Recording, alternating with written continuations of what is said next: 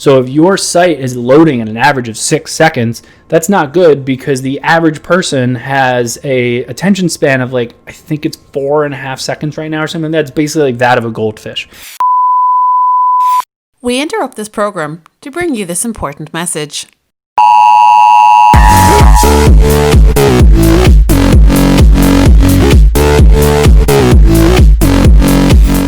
Welcome to Marketing Interruption, a daily podcast powered by BlueTuskr that interrupts your day with marketing news, tips and strategies from an entrepreneur who lives and breathes marketing. Now, let the interruption begin with your host, Andrew Maff. Hello, welcome to episode number 26 of Marketing Interruption. I'm your host, Andrew Maftone, and today I'm going to talk to you about the truth behind page speed optimization.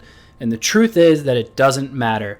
Could you imagine if I actually started this podcast like that? That would be bullshit.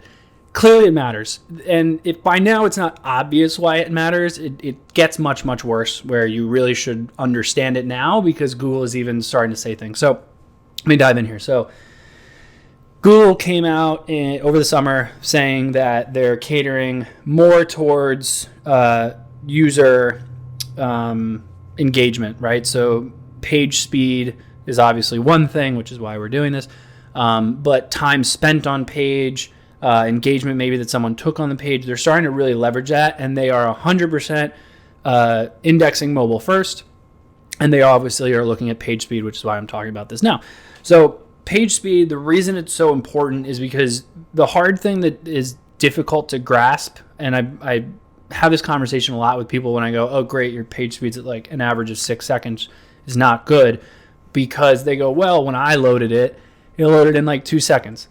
You are an e-commerce seller, you're a marketer, you're a founder of a business. Chances are you make decent money, you have great Wi-Fi.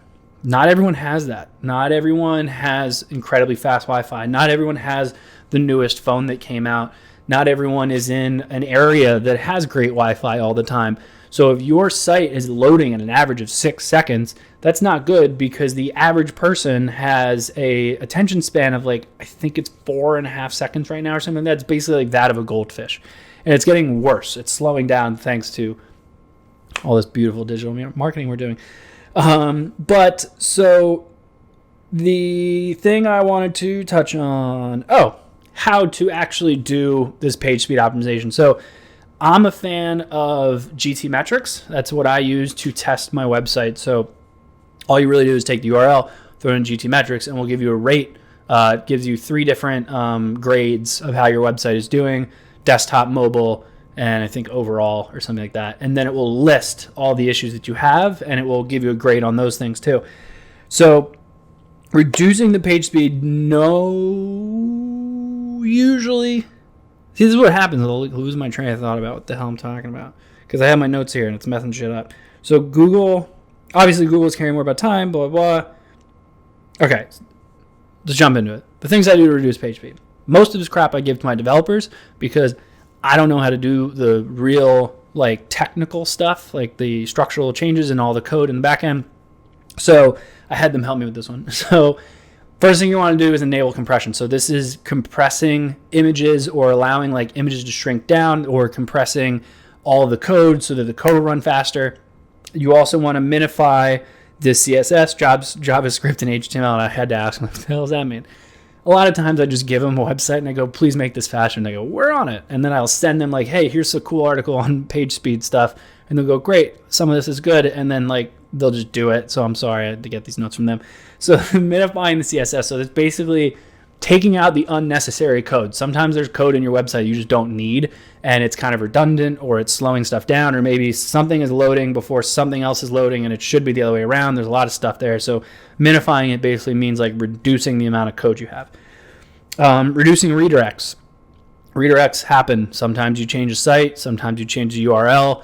You're doing SEO stuff, so you're going to shorten your URLs or anything like that. So you change all that stuff around. So use something like Moz or SEMrush or SEMrush or Ahrefs or anything like that. It will tell you you have some redirects. A one-time redirect. So someone clicks somewhere, it takes them somewhere. Turns out that place isn't there anymore. You've fixed that already. It takes them there. Not the end of the world, but it's when it happens again that you have an issue of too many redirects. but that still slows stuff down. The computer or your server still has to think that, oh wait, I need to send them here. If you can keep it from having to think, it will actually reduce that time. Remove render blocking JavaScript. Google it. I'm not really sure what that means, but he told me it's a good one. And then leverage browser caching. So caching is basically allowing the browser that you're using to remember the way that the website looks for X period of time, and it will just continue to show someone that. So instead of constantly trying to get an updated version of the website. So if your site isn't changing too often, I absolutely suggest doing that because it will load faster next time someone comes to your website.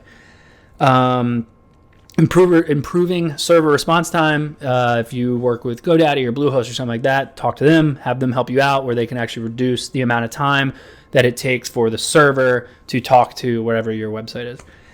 Then optimizing your images.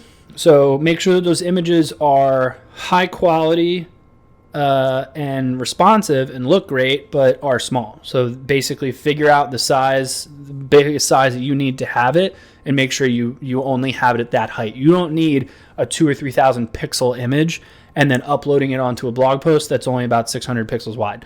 So figure out a way to make sure, well, if it's on a phone, but never mind. So make sure you're reducing those images, or get an app that can actually connect to it that will actually just reduce the file size of those images, because images are probably one of the heavier things that have to load, that or video. And then the last thing I had was turn your blog post into AMP. So it's accelerated mobile pages. So basically what that is you're taking all of the content that you've written in your blog post, and there's an app for all this kind of crap. So you basically just connect it and say, here's my title, here's my description, here's the author, here's this, just like you would do with a product catalog for Merchant Center. And it then puts it into a template that Google has created. So when you use an AMP page on Google, it's not going to be as pretty. It's not going to have all the cool bells and whistles that your website may have. You can obviously still redirect, and it'll still be pixeled and things like that, but it's going to load in like a second flat. Like, it's ridiculously fast. If you've ever done instant articles on Facebook, it's the same concept. So it's basically native to Google. Instant articles are native to Facebook, so they will load much quicker. I suggest do those for blog posts. I don't like doing them for products because all the extra bells and whistles that I do have, I want to keep. But for a blog post, when they're just there to get some information, I want that to load as fast as it can. And then always just keep an eye on what your average speed is on Google Analytics. So go check it out. Make sure you watch it. I check it probably every week or two. When we do like an audit, which is usually on like a monthly basis, it will obviously get checked then, and we'll document where it's been at. But sometimes you will see that it will spike or something, and you need to figure out what did you do on that day that caused it to spike, or maybe it's slowly trending up. Like, when did the trend start? I need to figure out what happened there, because site speed is becoming big. It's becoming a real thing where you need to get that down to as low as you possibly can. Everyone always asks me what's a good page speed, and it kind of depends on the page. My personal preference, I like to get it down to an average of 3 seconds or less. 2.5 is usually better for me. But again, kind of depends on how much stuff you have on your site. But that's all I had for today. So thank you. Rate, review, subscribe. Make sure you email me any questions you guys may have, and I will talk to you later. Bye.